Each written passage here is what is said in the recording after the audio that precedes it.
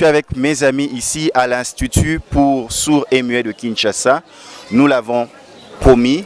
C'était le 12 décembre 2017 à la Maison de France. Nous avions eu les lauréats en présence du représentant de son Excellence, Monsieur le gouverneur de la ville de Kinshasa, en présence du parrain de la 6e édition, Monsieur Abdourahmane Diallo, représentant pays de l'UNESCO.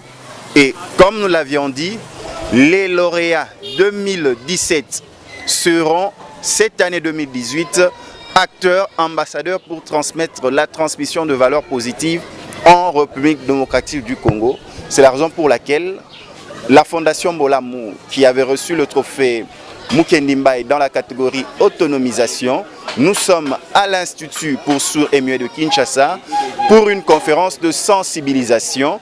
Et là, nous allons suivre la conférence et nous allons suivre comment la Fondation Mbolamu, ensemble avec le collectif ou l'Association nationale de sourds et muets de Kinshasa, vont nous transmettre les valeurs positives par rapport à leur structure. Allons-y, entrons à l'intérieur pour la conférence.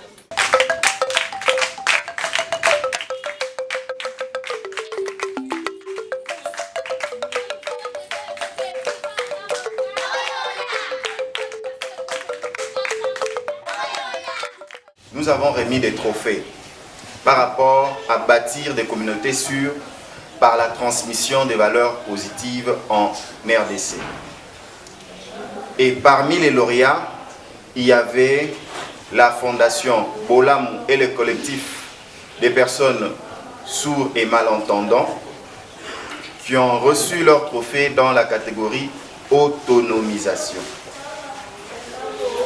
Devant le représentant pays de l'UNESCO, M. Abdourahmane Diallo, devant Mme Catherine Braille, la déléguée générale Wallonie-Bruxelles, devant le représentant, le directeur du cabinet de son Excellence, M. le gouverneur de la ville, province de Kinshasa, André Kimbuta Yango, et devant moi-même, le président du comité Trophée Mukendi Mbaye, nous avons promis que tous les lauréats seront en 2018 des ambassadeurs par la transmission de valeurs positives, chacun dans son domaine.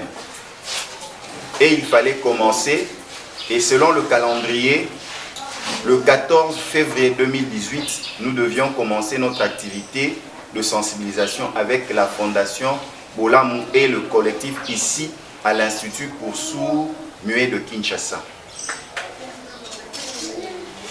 Et c'est pour cette raison que nous sommes là. Le trophée Mukendi Mbaye trouve sa base du magazine Genre et Volontariat que je présente sur Kin 24 Télévision. Ceci, c'est un message. Ce message est d'envoyer un signal fort à la société que nous avons besoin de tout le monde pour bâtir une communauté forte. Donc ici, à l'Institut pour sourds et muets de Kinshasa, nos mamans, nos sœurs, nos frères vivant avec handicap par rapport à la parole ou à l'audition, ils vont nous expliquer ce que eux-mêmes font ici. Ils vont nous présenter comment leur vision pour aller de l'avant, ainsi que qu'est-ce qu'ils ont besoin pour qu'ensemble nous puissions aller de l'avant. La Fondation Mbolamu, c'est une œuvre de promotion sociale. Sa mission, sa vocation dans ce domaine ici de la surdité est de transmettre des valeurs sûres, des valeurs positives aux personnes sourdes et malentendantes en RDC.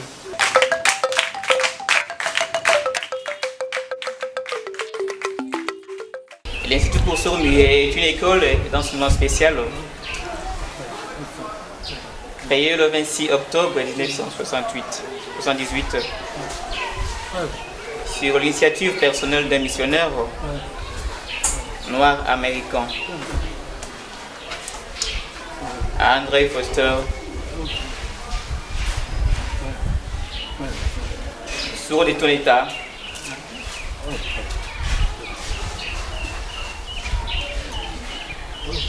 est mort dans un accident d'avion en 1987 à Goma, en République démocratique. du Congo.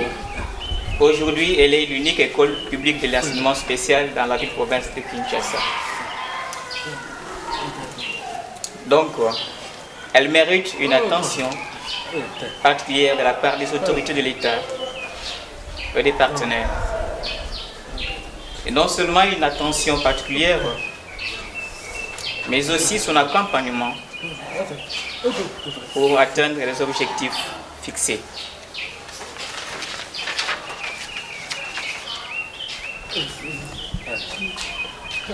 L'Institut pour sourds muets de Kinshasa est agréé par les arrêtés numéro DPS AS 832 2 B16 001 0279 et numéro MINESP cabinet 001 8033 respectivement du 26 octobre 1978 et du 6 juillet 1991. Les objectifs visés au niveau du primaire. Et à la fin du cycle, l'enfant sera capable de lire, écrire et calculer. Au niveau secondaire,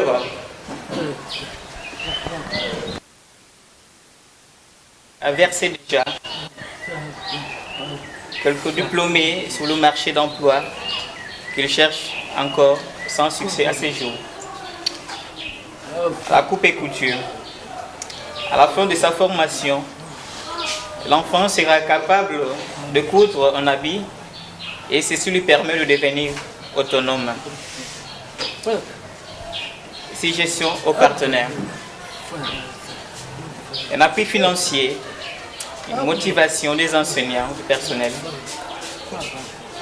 appui moral et physique, une formation du personnel, appui matériel, confère projet. Notez bien, appui matériel. Nous souhaitons qu'à chaque fin d'une formation, surtout pour la coupe et couture, que chaque enfant ait une machine à coudre pour concrétiser son autonomie. Et nous vous remercions pour l'attention que vous accordez et espérons que solutions seront trouvées à nos préoccupations et vous prions de vous recevoir, honorables Excellences, messieurs, l'assurance de notre haute considération. Fait à Kinshasa le 14 février 2018. Pour cela, nous avons été tous invités par le comité Trophée Mukendi. Comme Symphorien venait de vous le dire, nous allons suivre les intervenants sourds eux-mêmes qui vont parler de ce qu'ils font. La situation que traversent les enfants et jeunes élèves sourds de la ville-province de Kinshasa, en particulier, et de toute la RDC en général, est très préoccupante avant et après la ratification de la Convention relative aux droits des personnes handicapées et son protocole facultatif adopté par notre pays, la RDC.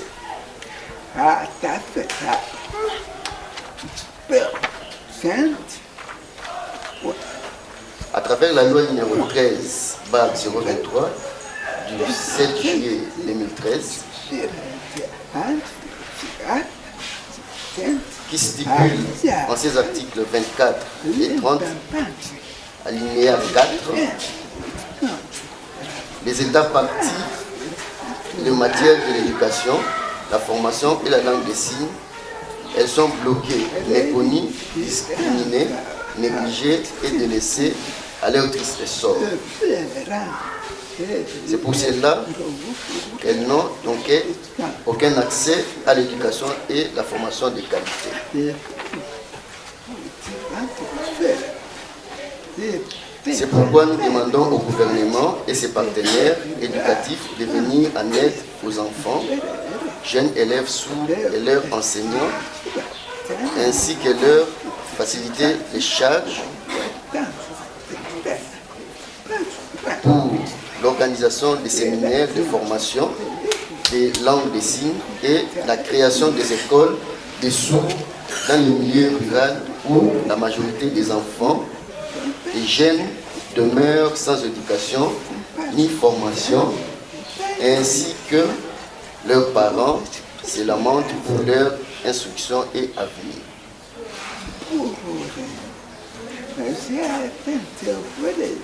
Pour clore, j'adresse encore une fois de plus mes sincères remerciements à l'Assemblée pour l'attention nous accordée et espérons que la solution aux préoccupations des enfants, jeunes, élèves et leurs enseignants sera trouvée. Je vous remercie. Mais qu'est-ce que la Fondation Bolamu fait par rapport à la transmission des valeurs sûres, des valeurs positives en vue de l'autonomie des personnes sourdes? Nous estimons que pour autonomiser les personnes sourdes, il faut passer par l'éducation. Pour transmettre ces valeurs positives, il faut passer par l'éducation. Pas n'importe quelle éducation, l'éducation de qualité. Cette éducation, elle commence dès la petite enfance, c'est-à-dire au niveau maternel et primaire, et ensuite au niveau secondaire, à la formation professionnelle, au niveau universitaire, et l'éducation ne s'arrête pas, l'éducation se fait tout au long de la vie. Comment cela se fait à l'école, l'école nous le dira. Comment cela se fait au niveau de la communauté. Plusieurs parmi nous font déjà quelque chose, mais seulement nous demandons ici, nous insistons sur le fait que nous attendons que chacun des acteurs humanitaires puisse intégrer le volet surdité. Puisse intégrer le volet surdité comment? En apprenant la langue des signes ou encore en travaillant avec les interprètes. C'est en même temps une structure d'appui technique au service des institutions sociales qui envisage des actions en faveur de femmes sourdes. Malheureusement, nous n'avons pas de bureau pour mieux travailler. L'Association de femmes sourdes au Congo lutte essentiellement pour l'amélioration de la condition de la femme sourde. Nos services se fixent comme objectif principal l'intégration sociale de la femme sourde et leur participation pleine dans la vie sociale.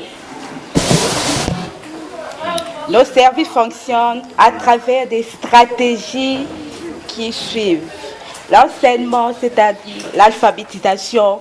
Nous enseignons les femmes sourdes à savoir écrire aussi lire. Deuxième, la formation sur la coupe et couture. Troisième, sur l'éducation à la vie aussi, l'accompagnement social. Avec un souci majeur, l'intégration sociale de la femme sourde et leur participation pleine dans la vie sociale afin d'éviter l'oisiveté, l'enfermement aussi, la pauvreté. Pour cette année, nous comptons organiser une formation de 2 jours. Nous en profitons à l'occasion du mois de la femme qui a comme thème la santé et le bien-être de la femme. Deuxième projet à venir pour cette année, l'alphabétisation pendant 6 mois, parce que nous comptons organiser 6 mois, c'est-à-dire 2 fois la semaine, enseigner les femmes sourdes le français. Deuxièmement, sensibilisation sur les infections sexuellement transmissibles et le sida, VIH. Pourquoi? Parce que la plupart des sourds en général ne savent pas comment se préserver, comment l'usage correct de préservatif, comment l'abstinence, elles ne savent pas. Troisièmement, nous comptons aussi sensibiliser en général, mais spécialement la femme, surtout la maladie appelée cancer. Pourquoi? Au moment où je vous parle, nous sommes en deuil, nous venons de perdre une jeune fille qui avait avec une vie pleine, une jeune fille d'une vingtaine d'années qui est morte de cette maladie par ignorance. Elle ne savait pas comment comment elle ne savait pas ce qui lui arrivait. Elle sentait seulement de douleur au niveau de ses parts. Inconscience, elle a perdu la vie.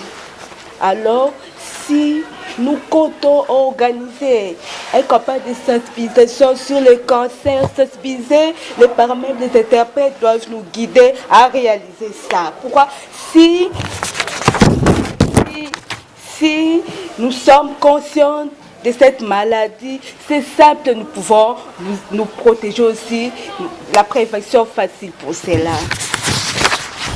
Merci pour votre attention particulière. Merci aux communautés présentes qui ont voulu participer avec. Merci, je vous remercie. Qu'est-ce que la Fondation Bolamu a déjà fait pour pouvoir contribuer à l'autonomisation des sourds? Nous avons assuré la formation continue des enseignants. Pour améliorer le niveau de l'éducation, il faut nécessairement améliorer le niveau de l'enseignant, c'est-à-dire lui apprendre ou continuer à développer les voies qu'il faut pour qu'il puisse transmettre correctement le savoir aux enfants sourds. Nous avons donc assuré la formation des enseignants en méthodologie pour l'enseignement des sourds. Nous avons assuré la formation des enseignants en langue des signes. Nous avons assuré la formation des professionnels, puisque pour accompagner les sourds, on a besoin de plusieurs catégories de personnes. Les professionnels de la surdité, la Fondation Bolamu a pu former 2 logopèdes en Tunisie, dont l'un parmi nous est en train d'interpréter pour vous Marc Kabbalah. Nous avons également assuré la formation aux gestionnaires et responsables des projets sur la protection de l'enfant, ses politiques et procédures. Nous parlons de l'enfant, nous parlons de l'éducation dès la petite enfance jusqu'à l'âge adulte. Il est important de savoir comment prendre correctement l'enfant en charge, en respectant ses droits et en le protégeant, de sorte qu'il puisse évoluer correctement et devenir un citoyen valable, ayant reçu des valeurs sûres qu'il va aussi transmettre.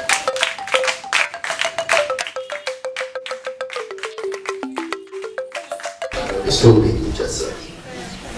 Et je travaille aussi au sein de l'Association nationale des sourds. Avec tout ce que mes prédécesseurs ont dit, j'aimerais ajouter un mot sur ces sujets qui concernent la langue des signes. Sans la langue des signes, c'est-à-dire nous ne pouvons pas parler quasiment de l'existence des sourds. Donc voilà pourquoi nous insistons sur la formation en langue des signes à l'école, à l'église, dans des hôpitaux et dans différents milieux. Nous demandons plusieurs amis responsables, partenaires, à la Fondation Bolamu de nous soutenir pour l'avenir ainsi que pour la formation en langue des signes et pour la formation des interprètes également, des parents et des différents membres de la communauté pour l'apprentissage de la langue des signes. Donc voilà, en résumé, c'est ce que j'allais dire. Maintenant, qu'est-ce que nous voulons faire encore? Parce qu'on ne va pas s'arrêter là, notre mission continue. Nous voulons sensibiliser la communauté, et vous ici présents, sur le parrainage des enfants sourds. En effet, les enfants sourds n'ont pas un appui suffisant de la part des parents. Même si les parents ont des moyens, ils préfèrent d'abord payer les frais scolaires pour les enfants valides, les enfants entendants. Et les enfants sourds sont un peu mis de côté. Pour que l'éducation soit de qualité, il faut nécessairement que l'enseignant soit bien motivé. Et afin de motiver l'enseignant, il est important de payer les frais scolaires. C'est ainsi que nous sollicitons de la part de la communauté, nous allons continuer de travailler sur cela pour trouver 48 personnes qui peuvent soutenir 48 enfants sourds avec $150 par an. On peut les payer d'un coup, on peut payer $15 par mois, l'année scolaire prenant 10 mois. La Fondation Bolamu travaille aussi pour trouver 20 parrains pour soutenir la formation professionnelle à l'INPP.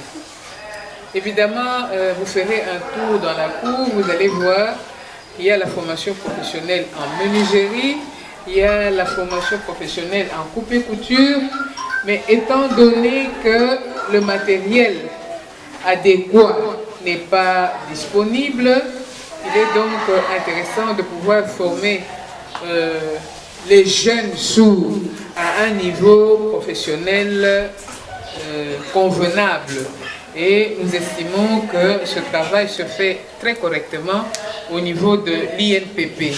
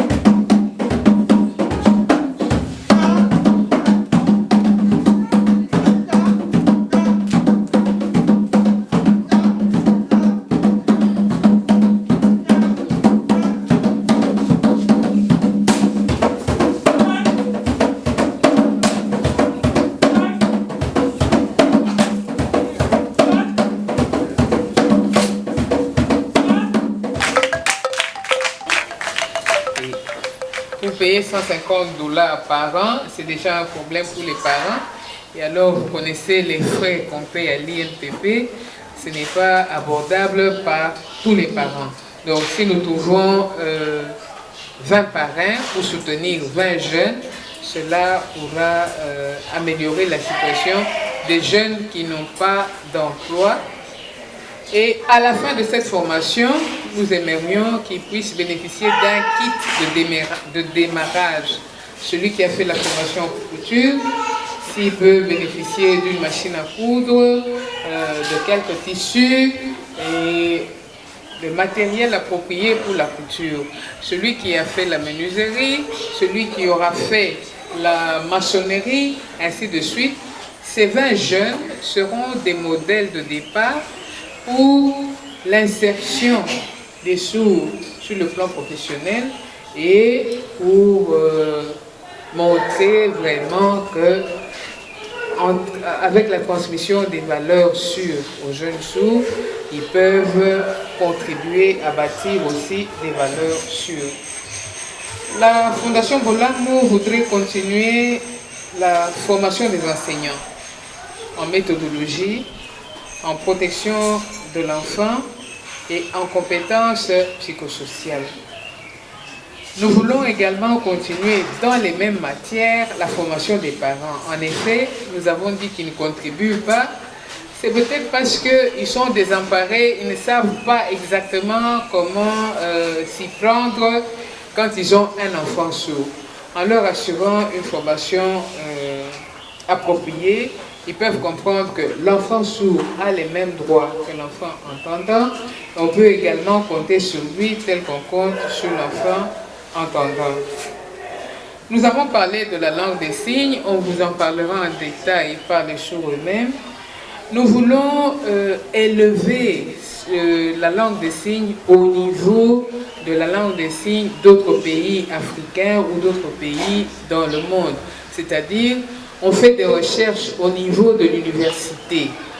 Nous voulons donc accompagner l'Association nationale des sourds au niveau de la faculté des lettres de l'UNIKIN, de sorte que la recherche approfondie se fasse et que cette langue soit portée au niveau de langue nationale. Pour ces 4 activités, nous voulons également faire un suivi et une évaluation tout au long de l'année, de sorte que à la prochaine rencontre, nous puissions dire voilà ce qui a été réalisé grâce à votre appui. Et lier les partenaires, c'est ça notre travail. Parce que demain, quand nous sommes au courant que les partenaires que nous avons mis au contact travaillent ensemble pour faire épanouir la communauté, nous sommes ensemble. Et comme nous venons de découvrir l'Institut pour sourds muets de Kinshasa, nous pensons que dans les jours à venir, nous allons revenir ici grâce à la Fondation Bolamu pour un peu voir qu'est-ce que Hope Education pourra apporter comme contribution pour nos écoliers en difficulté de l'Institut pour sourds muets de Kinshasa. Et nous disons merci. Nous avons une obligation totale de nous rencontrer avec un handicap quelconque à un certain âge. Il y a ceux qui vont faire les AVC, il y a ceux qui vont vivre les accidents de parcours, par-ci et par-là. C'est pourquoi, avec cette découverte que cette trophée nous a apporté pour aujourd'hui, nous mettre en ramification avec vous, cette connaissance avec vous, ça sera encore une très bonne occasion pour que le programme national de santé mentale que nous représentons et qui représente le gouvernement reste en collaboration et avec vous et on partage et prochainement on verra encore ce qu'on va faire.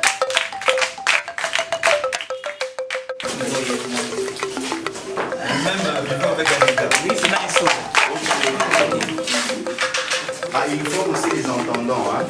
Non, c'est pas là, ici. De 7h jusqu'à 12h. C'est le cycle de coupe-couture normal. Ça, coupe-couture, c'est le greffe.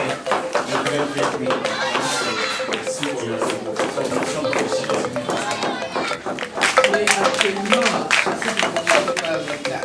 Je sais, on dirait brevet les besoins ici sont visibles. Vous voyez cette table, elle est aidée, vous voyez les machines, vous voyez les tissus, n'est-ce pas? C'est dire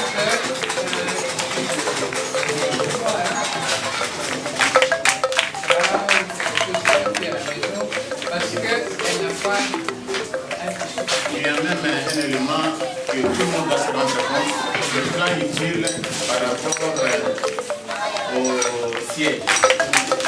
L'enfant, dès qu'il est en train de faire ça, l'enfant va plus se fatiguer en faisant parce que la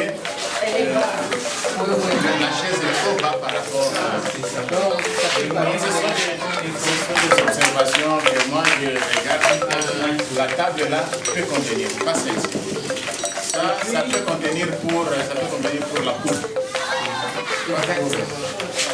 et même pour la coupe, vous voyez qu'il y a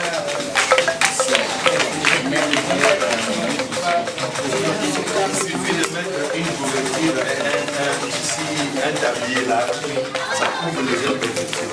Mais pour pour le plan de travail, il faut de petites étapes pour que la main autour du mouvement se fasse sans problème.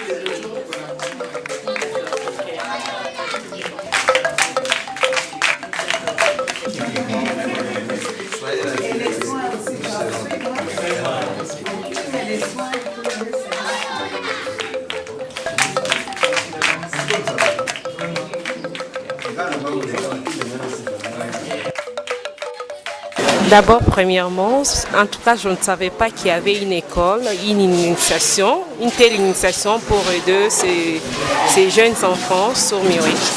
Donc, je suis d'abord surpris de connaître la fondation et prochainement, en tout cas, j'apporterai quelque chose de bien par rapport à ça. La première impression, c'est que je suis vraiment admirative du travail remarquable qui est fait sur place.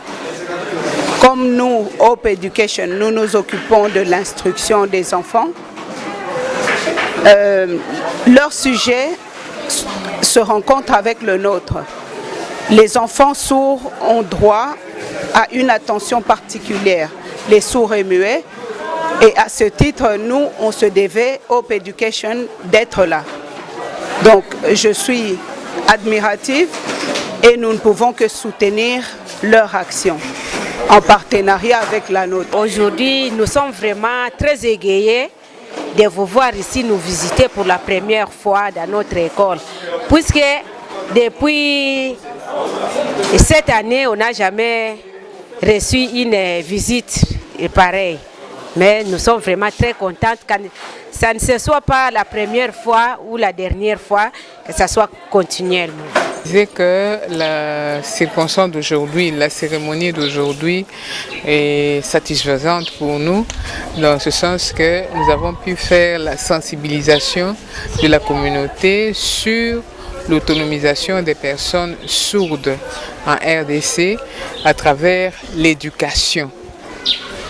Transmettre les valeurs positives aux sourds à travers l'éducation. L'éducation dès la petite enfance jusqu'à l'âge adulte, en passant par l'école évidemment, et comme il s'agit des sourds, prendre en compte la langue des signes. Là voilà, nous arrivons à la fin de cette journée, cette matinée de conférence, là où la Fondation Bolamu ainsi que l'Association nationale des personnes sourdes et muettes de Kinshasa ont parlé de l'autonomisation de la personne sourde et muette en République démocratique du Congo. Et un grand merci par rapport à l'UNESCO, le parrainage fait par le représentant pays de l'UNESCO. Un grand merci à Hope Education et à la visite surprise et spéciale de sa représentante internationale vivant en Belgique, Madame Hélène Lukamba qui nous a fait l'honneur d'être là. Le président national aussi nous a fait l'honneur. Le responsable financier nous a fait l'honneur. Un grand merci au programme national de lutte contre la drépanocytose qui s'est fait aussi présent lors de ces assises. Un grand merci au programme de santé mentale dirigé par le docteur Mouteb qui s'est aussi fait représenter. Merci à tous nos invités qui ont répondu à cette grande rencontre. Quant à moi, je vous dis merci, à la prochaine. Derrière la caméra, nous avons eu José Matadi. À la régie télévision, nous avons eu Dadi Gampi, dont je souhaite joyeux anniversaire. Un grand merci à Eric Nemalemba, Kadris Kabgeboué, Jano Diawa. Côté radio, je dis un grand merci à Marc Patrick qui nous diffuse sur Kin 24 FM. Un grand merci à la grande famille de Kin 24 qui nous soutient. Merci à l'agence d'Anvé. Merci à l'honorable Clément Zaou. Quant à moi, je vous dis à la prochaine. Ciao.